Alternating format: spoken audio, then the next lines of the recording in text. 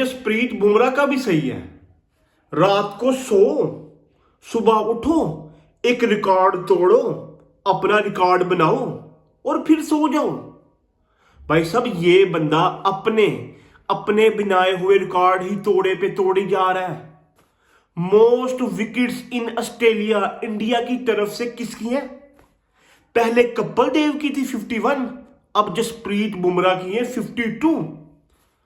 Best figures भाई India की तरफ से वर्सेस ऑस्ट्रेलिया, टॉप 5 में से भाई साहब 4 किसके हैं?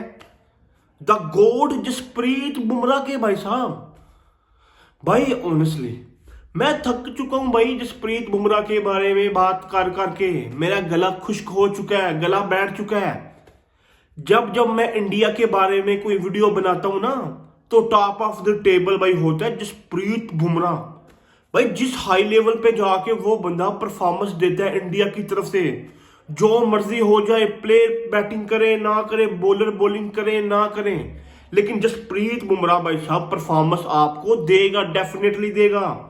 इस लेवल पे वो बंदा भाई साहब परफॉर्मेंस देता है इंडिया की तरफ से। उम्मीद Jasprit Bumrah one of the greatest bowler है भाई साहब इस जनरेशन का, नो डाउट। खैर भाई जसप्रीत बुमराह के बारे में तो मैं बात करता ही रहूंगा जब तक मैं जिंदा हूं, जब तक प्लेनेट ऑफ अर्थ में जसप्रीत बुमराह बॉलिंग कर रहा है। तो भाई साहब जसप्रीत बुमराह के बारे में बात होती रहेगी। मैच की अगर मैं बात करूं तो भाई साहब बच गई भाई इंडिया, गाबा में बच गई, गपा गप होने से इंडिया बच गई, बारिश ने बचा लिया। अगर भाई साहब बारिश ना होती और इंडिया ये टेस्ट मैच हार जाती गाबा में, तो WTC तो भाई साहब गई थी हाथ से। शुक्र अदा करें भाई साहब आकाशदीप एंड जसप्रीत बुमराह का, उस बंदे ने बॉलिंग भी करी, उस बंदे ने बैटिंग भी करी, इंडिया को बचा लिया। अगर वो ना होते तो भाई साहब मैच गया था। भाई मैच की तो हम बात करेंगे, डेफिनेटली हम यहां बैठे हैं, मैच की बात तो करेंगे, लेकिन मैं यहां बात करूंगा Ravichandran Ashwin, most underrated all rounder in the world. भाई साहब उस बंदे ने रिटायरमेंट का कर दिया है ऐलान। 102 टेस्ट मैचेस और ऑलमोस्ट 550 विकेट्स। भाई एक बात ऑनेस्टली मैं करता हूं हर दफा, रविंद्र जडेजा एंड रविचंद्रन अश्विन दो ऐसे प्लेयर हैं भाई इंडिया की तरफ से पिछले 10 साल से खेल रहे हैं, इंडिया को मैच जितवाते हुए आ रहे हैं। रविचंद्रन अश्विन 38 साल का बुजुर्ग लोंडा एंड रविंद्र जडेजा 36-37 साल का लोंडा हो चुका है। भाई अगर ये दोनों जाएंगे ना इंडिया की टीम से, तो ऑनेस्टली मुझे दूर दूर तक कोई ऐसा प्लेयर नजर नहीं आ रहा जो भाई साहब इन दोनों को रिप्लेस करेगा। रविचंद्रन अश्विन ने तो रिटायरमेंट का कर दिया ऐलान भाई साहब, 550 विकेट। ये बस बंदा मुंह से ही बात कर सकता है जी, एक बॉलर की 550 विकेट है टेस्ट मैच में, वो वाला ऑलराउंडर भाई साहब उस बंदे ने रिटायरमेंट का करा ऐलान। भाई उस बंदे को उतनी अप्रिसिएशन नहीं मिली जितने दूसरे बॉलर्स को मिली, लाइक अनिल कुंबले को मिल गई या इवन हरभजन सिंह को मिलती है, भोसड़ी वाले को। भाई अंडररेटेड तो ऑनेस्टली है। अब इसको रिप्लेस कौन करेगा? आई डोंट नो भाई, कौन रिप्लेस करेगा? मुझे नहीं नजर आ रहा कोई प्लेयर होगा जो इसे रिप्लेस करेगा। अगर आप देखते हैं ना पास्ट में, आज से 4-5 साल पहले भाई साहब ये बंदे एशिया में तो जितवाते थे इंडिया को, लेकिन अगर वो जाते थे ना भाई यूरोप में किसी कंट्री में खेलने, तो भाई साहब वहां जाके ये बंदा टॉप परफॉर्मर होता था। अगर इस बंदे से बॉलिंग नहीं ना हो रही तो भाई साहब ये बंदा बैटिंग कर देता था। 17 कर दिया इस बंदे की, 1750 है एंड 8 सेंचुरी स्कोर करी है इस बंदे ने। भाई जिस तरह की इसकी कंट्रीब्यूशन है, 2013 आई रिमेंबर के इस बंदे ने इंडिया को चैंपियन ट्रॉफी जितवाई थी, अगर आपको पता हो। मोस्ट क्रूशल ओवर कर रहा था भाई साहब, इंग्लैंड के अगेंस्ट डेथ बॉलिंग करी थी। कौन है जो स्पिनर भाई साहब डेथ बॉलिंग करता है? इसने करी थी रविचंद्रन अश्विन ने।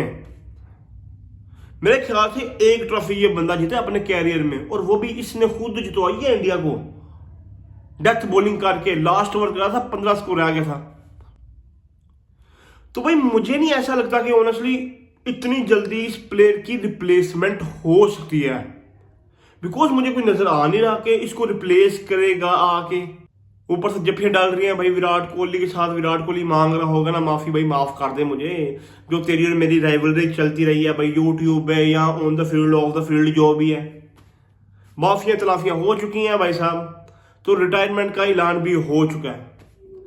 तो मुझे नहीं लगता कि भाई साहब ये बंदा रिप्लेसेबल है, बट आई डोंट नो भाई, यू नेवर नो क्या होता है क्या नहीं। खैर भाई, अगर मैं यहां करूं मैच की बात, भाई साहब अभी तक उस तरह से ऑस्ट्रेलियन बैटर्स परफॉर्म करके दे नहीं रहे। ऑस्ट्रेलिया का टॉप ऑर्डर टीचर हुआ पड़ा है भाई साहब। Marnus Labuschagne, Sweeney and Usman Khawaja उस तरह से परफॉर्मेंस दे ही नहीं रहे। स्टीव स्मिथ ने 100 स्कोर कर लिया भाई, ठीक हो गया, लेकिन उस तरह से जिस तरह भाई ऑस्ट्रेलियन टीम बैटिंग करती है उस तरह से बैटिंग नहीं कर रही। तो ये हाल है। अगर ये टीम बैटिंग कर जाती तो भाई सब टाटा बाय बाय खत्म। बट भाई क्या चौथे मैच में उस्मान ख्वाजा का कम बैक हो सकता है, स्विनी का कम बैक हो सकता है, मार्नस लंबुशैन अपना कम बैक करेगा जो आज से 2 साल पहले खेलता होता था? भाई मुझे तो ऐसा लगता है कि इन भोसड़ी वालों को जंग लग चुका है। विराट कोहली को, रोहित शर्मा को, मार्नस को, बाबर आजम, ये सारे जो प्लेयर है जो 2-3 साल पहले अपने प्राइम पे खेल रहे थे, इन सारे प्लेयरों को भाई साहब लग चुका है जंग। अब ये किसी काम जो के नहीं रहे। अब इनको आग लगा दो इन भोसड़ी वालों को, क्योंकि भाई साहब इनसे रन तो हो ही नहीं। उस्मान ख्वाजा आता है आउट होके बाहर, स्विनी आता है आउट होके बाहर। भाई स्विनी तो नया नया अभी, मार्नस आता है भाई उससे कुछ होता ही नहीं। विराट कोहली आता है, हम सबको पता होता है भाई ये बंदा तो आउट डेफिनेटली होगा, आसानी से आउट होकर जाएगा। भाई मैच तो ड्रा डेफिनेटली होना ही होना था। मतलब जिस तरह के साथ नजर आ रहे थे गाबा में भाई, 5 दिन का टेस्ट था जिनमें से 3 दिन तो भाई साहब बारिश ही होती रही, बीच बीच मैचेस होते रहे। बट आई डोंट नो भाई चौथे टेस्ट मैच में क्या होता है। मतलब इंडिया कम बैक कर सकती है कि नहीं कर सकती। इंडिया ने अब दोनों के दोनों टेस्ट मैचेस जीतने हैं अगर इन्होंने WTC के फाइनल में जाना है, जो मुझे इम्पॉसिबल सी बात नजर आ रही है कि नहीं भाई मे बी विराट कि इंडिया जीत जाए। मुझे नहीं, ऐसा नहीं लगता कि भाई साहब ऑस्ट्रेलिया भी खेलेगी। उनका इस दफा भाई साहब एक बॉलर भी बीच में आके इंजर्ड हो गया था, जोश हेजलवुड। तो आगे बोलैंड की होगी वापसी। आई डोंट नो क्या होता है क्या नहीं होता, ये तो हमें पता चलेगा जब चौथा टेस्ट मैच होगा स्टार्ट।